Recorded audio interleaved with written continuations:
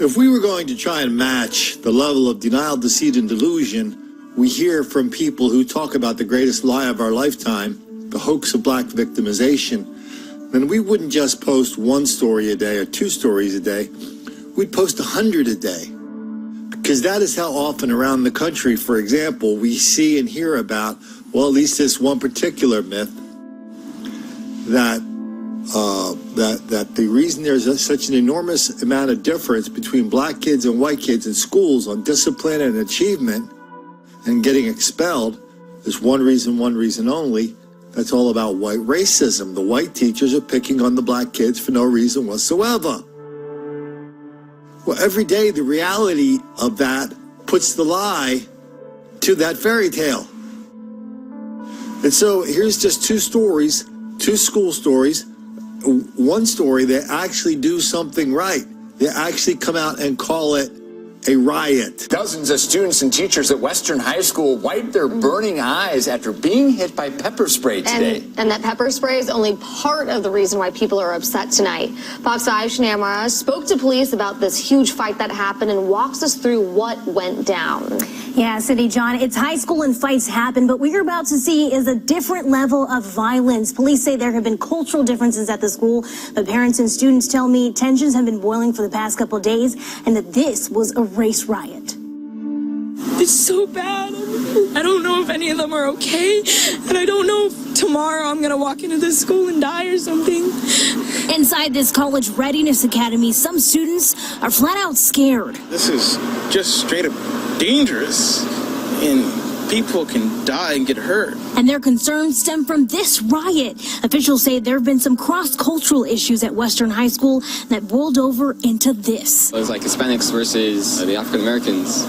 So that's just, I believe it started out small with this one guy having a problem with the other guy, and then just became a race thing out of nowhere. School police tell me it started as a verbal disagreement at lunch between two groups. That escalated into a physical fight, drawing the attention of nearly 200 onlookers.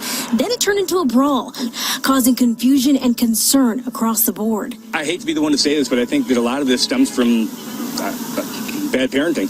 If you're not fearing repercussions, then you're going to take that and continue on, and you're going to play the fool no matter where you are. As police try to get a handle on the situation, they used pepper spray, which spreads in the air and ended up hitting more than the students, causing problems.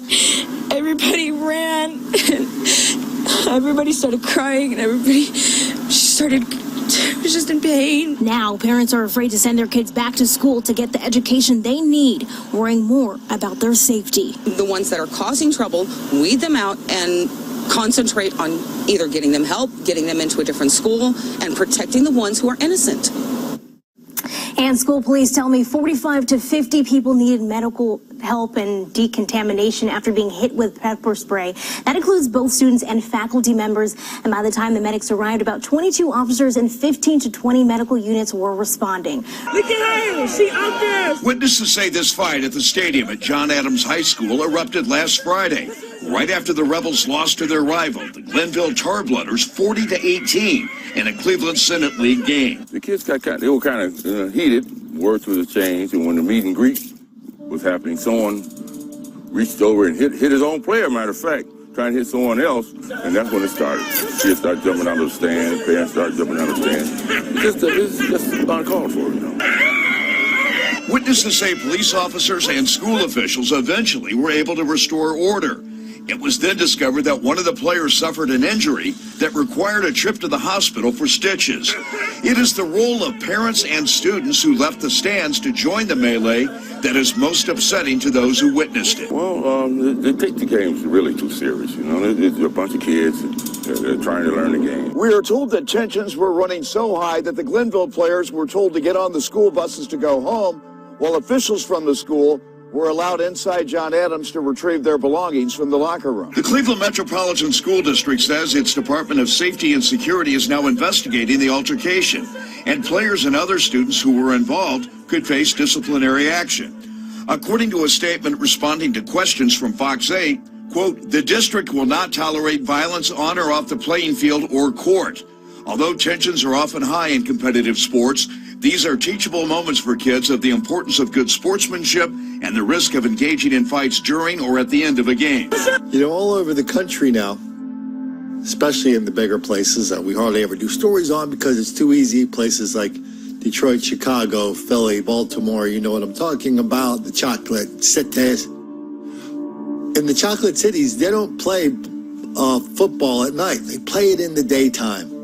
They play it Friday after school. They play it Saturday morning just so they can avoid this enormous amount of violence that is now a regular feature of life, not just in the schools, but in the extracurricular activities connected to the schools.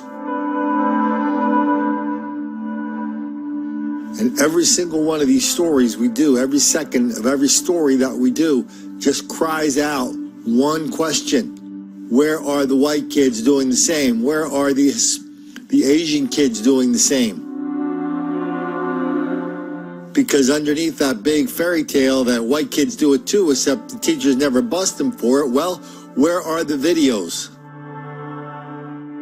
Where are the videos of this enormous level of violent chaos and mayhem that exists as a regular feature of life in black schools? Where?